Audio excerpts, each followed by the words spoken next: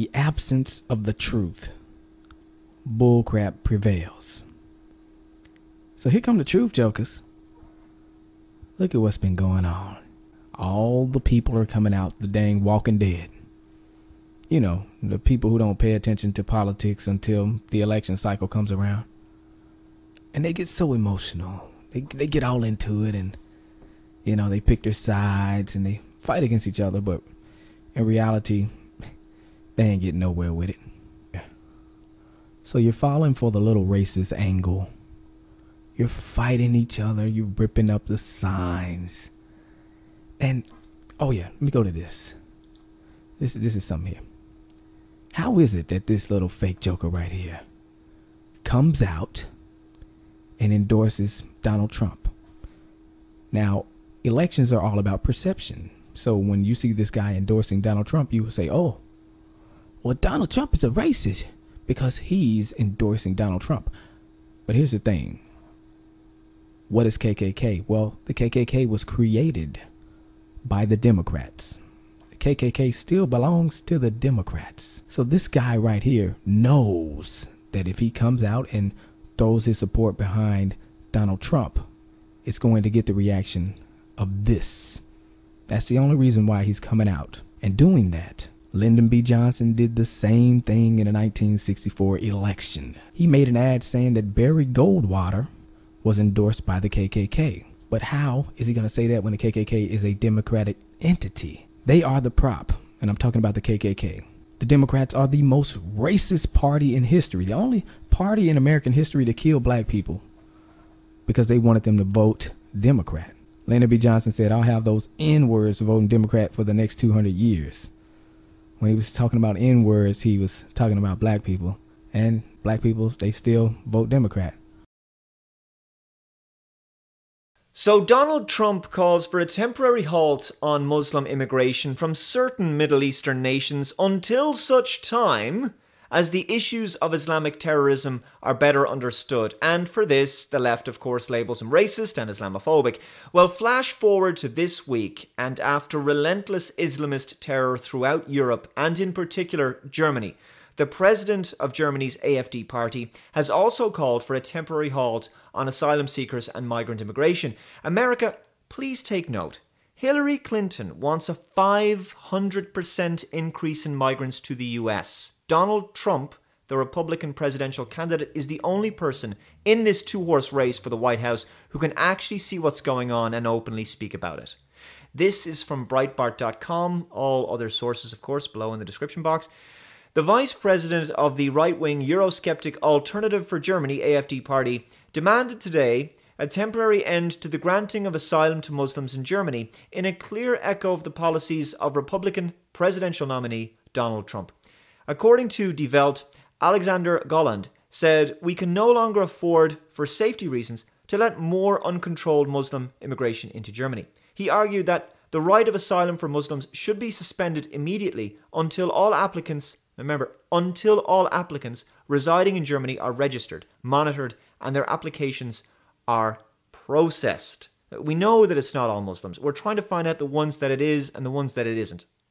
Seems pretty reasonable. At the beginning of this week of terror, Bavarian Governor Mr. Seehofer also called for an immediate halt to Turkey's EU membership negotiations.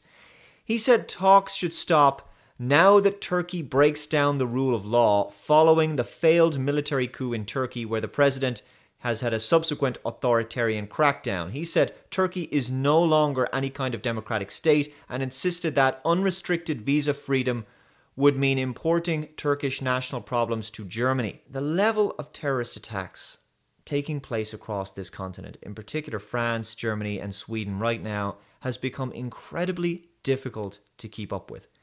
It's gone from being once or twice per year, which obviously wasn't acceptable anyway, to 2 or 3 every couple of months, and now it's almost daily. Daily in Europe. How could European leaders not have seen this coming? Maybe they did.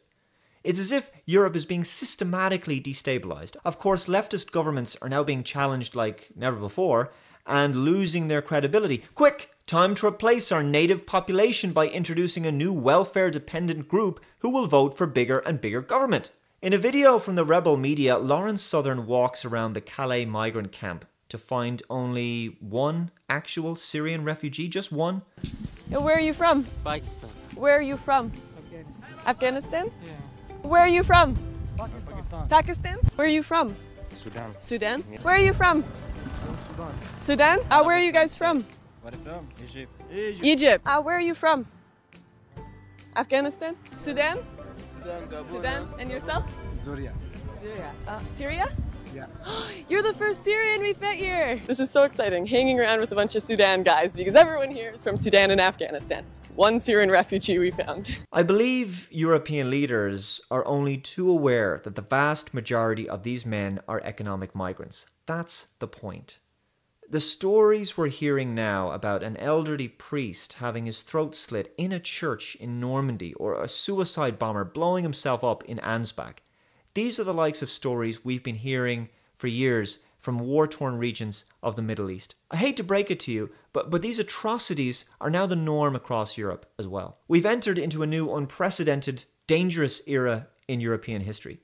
European leaders who have supported mass, unfiltered immigration of these military-aged, young, strong men with a set of moral codes and ethics and beliefs that are antithetical to those of Western, secular, free, democratic nations.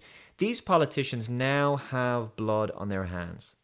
Angela Merkel has the audacity to defend Germany's refugee policy following a spate of violent attacks against her citizens because of said policy. Angela Merkel has delivered a staunch defense of her open-door policy towards refugees. Of course she would. She can't admit she was wrong. Insisting she feels no guilt over a series of violent attacks in Germany. A rejection of the humanitarian stance we took could have led to even worse consequences, the German Chancellor said. What? What? Worse consequences for Germany? What are you talking about? Okay, you let in a large group of people. Many of them are peaceful. Some of them have very, very different views on how a society should function. They have very different views on women, on gays, on non-believers, on you name it. Very different views on morality. Some of them are even aligned with terrorist organizations. So when you introduce them into your country and they don't want to integrate and they don't care about your rule of law, they don't care about your culture, or your laws, or your values, you've only yourself to blame. How would there have been worse consequences? I'm trying to understand, Angela. How? It's like you let a terrorist into your country and you get terrorism. If you don't let the terrorists in, you don't get terrorism. It's a very simple equation. How would the consequences have been worse? What shit are you talking now? She added that the assailants wanted to undermine our sense of community, our openness, and our willingness to help people in need. We firmly reject this. I'm sorry, but you're not going to stop this with hugs, with cuddles and kisses. It's not going to happen. Okay, you can have peace and love and unity and all those things, but in order to achieve those, you have to be willing to defend them. In order to have those things, you got to defend them. The West wasn't won with hugs and kisses.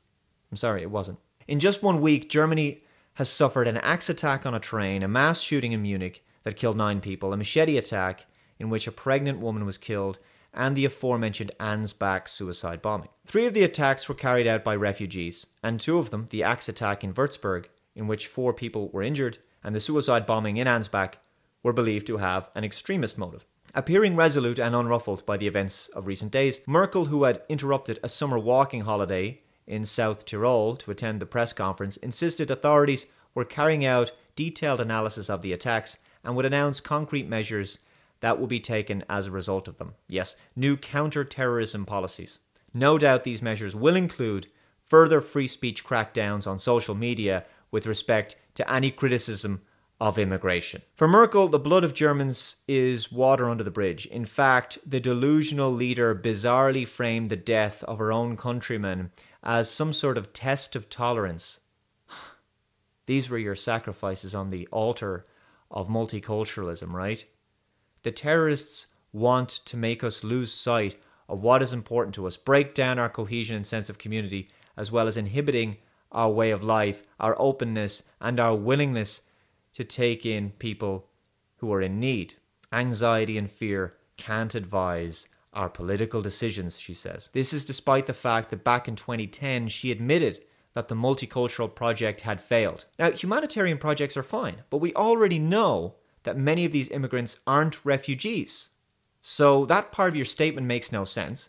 Secondly, the terrorists are already winning because your new increased security measures and police checks will impact upon the average German citizen's life adversely anyway.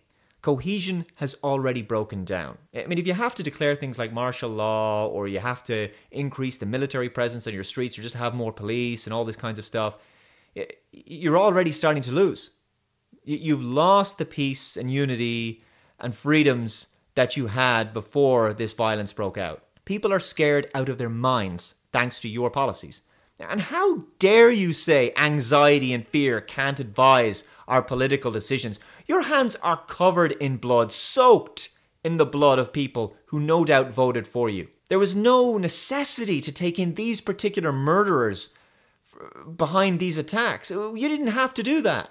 The fear and anxiety of German citizens is justified. Their country is under attack by Islamists. And you're saying that we should just tolerate more of this. This is some sort of sadomasochism. Fear is a sensible response to extreme violence that is threatening your very livelihood, and a good indication that something is very seriously wrong. Now, of course, not all Muslims, etc., etc. I know, we never said it was all Muslims.